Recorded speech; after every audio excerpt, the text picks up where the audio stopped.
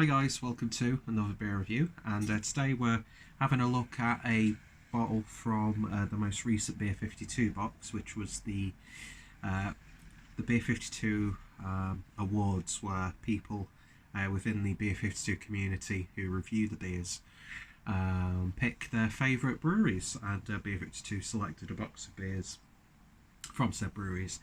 You'll have to excuse me, just overcoming a cold, so if I sound a bit then that's why. And if you see a white piece of cotton wool in my ear, it's because I've got an ear infection and it's oozing and it's fucking disgusting. So yeah, anyway, we're going over to Tempest Brewing Co. And this is a bottle of their Keller Keller Hellers. And this is unfiltered lager, as you would expect, at 5% ABV.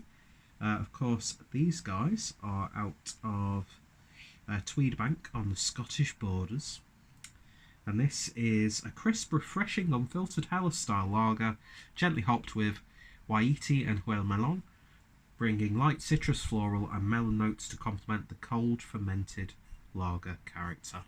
So I've not long since come back from Germany, so I had a bit of an overload on our traditional lagers, which is never a bad thing because it's probably one of my favourite sorts of styles. So yeah, I'm really interested to see how this is. I've been having a good experience with the quote-unquote craft lagers as of late. There was a point where, and I suppose it still happens, where a lot of the breweries, they'll just like abuse the lager with hops to the point where you just can't help but think that this reminds me of like a very light-bodied, watery pale ale. Oh god, weird mouth sound there, because I'm a fat pig. And but yeah, the likes of Cloudwater, Northern Monk, although they did that Radler recently, which was really not good. Lost and Grounded, Don Zoco, Casey. There was a really good one with KCBC and Pressure Drop. I think a lot of the breweries are doing some really good stand-up lagers.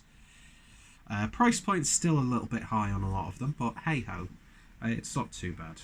But yeah, so looking forward to trying this. I don't think I've had too much from Tempest. I did drink another bottle from the box, which was like a dark ale. That's what it's described as. And I think it was more along the lines of like a Scotch ale, I think so. I was just drinking it. I wasn't really paying too much attention, but it was really nice. But aside from that, I don't know how many other beers I've had from these guys. But oh well. So I do like the unfiltered Keller style, but lagers, like your Keller beers, Zwickels, Land beers, that sort of thing, which just had a little bit more body and density, and had a bit more of a robust flavour, I've found. So beer in a glass then, and yeah, it looks exactly like you would expect. Bready golden colour.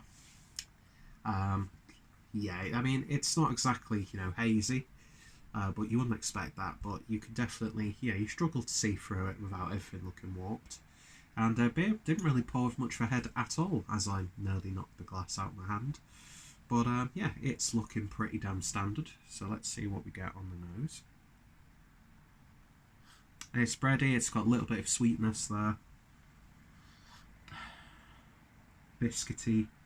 There's a little bit of a wet grassy tone coming through. Very subtle musky white pepper character. Yeah, I mean, beers like this, you're not going to get a big nose on them. But what is there is smelling like an unfiltered Helles beer. Or Helles lager. And it smelled damn good. Really, really is. So let's see what it tastes like. Prost.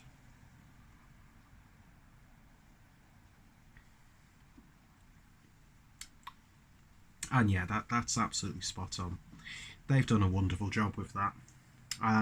It's a little bit more spicy than your regular Helles beer. It's got a big, bold, bready character.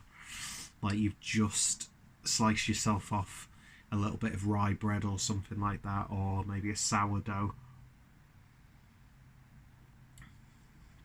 Body's got a little bit of a bulk to it, but still a medium mouthfeel. It's still crisp. It's still got very gentle, prickly carbonation. It's a little bit more bitter on the back end than your regular Heller's beer or Keller beer. But yeah, Waiti. I'm guessing by the name that could be a New Zealand or Australian hop. I'm not sure what characteristics you get from that, but yeah, there is this sort of like very subtle, unique tone to it, which I can't put my finger on.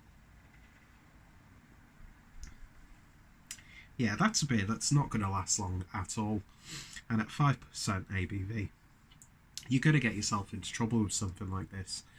I mean, I know these beers aren't flavour of the month. There's nothing sexy about them. I hate when people refer to inanimate objects as sexy, and it's just such a horrible word, really, isn't it, when you think about it?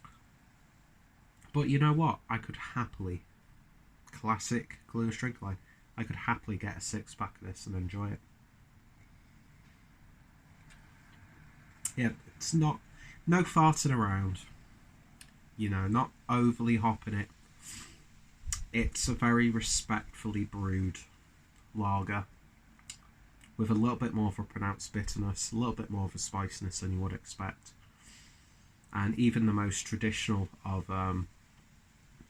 German old school lager drinkers, I can't think they'd have too much to grumble about, aside from bias that it's not like from their local brewery, because the classic German, you know, old school drinker can be very particular, as can, you know, most drinkers in general. But they've done a great job with that. No fault at all. So yeah, the Keller Helles from Tempest Brewing Company. I'm going to give that one a 9 out of 10.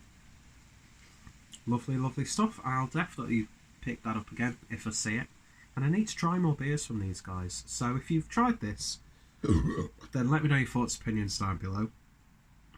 If you're a fan of the brewery, any recommendations would be greatly appreciated.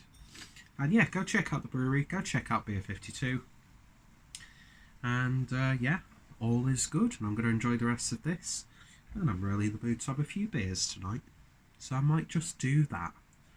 Anyway, thanks for watching, guys, and my nose is starting to block now, so I better cut this video off. Cheers for watching, and I shall hopefully see you all later. Cheers!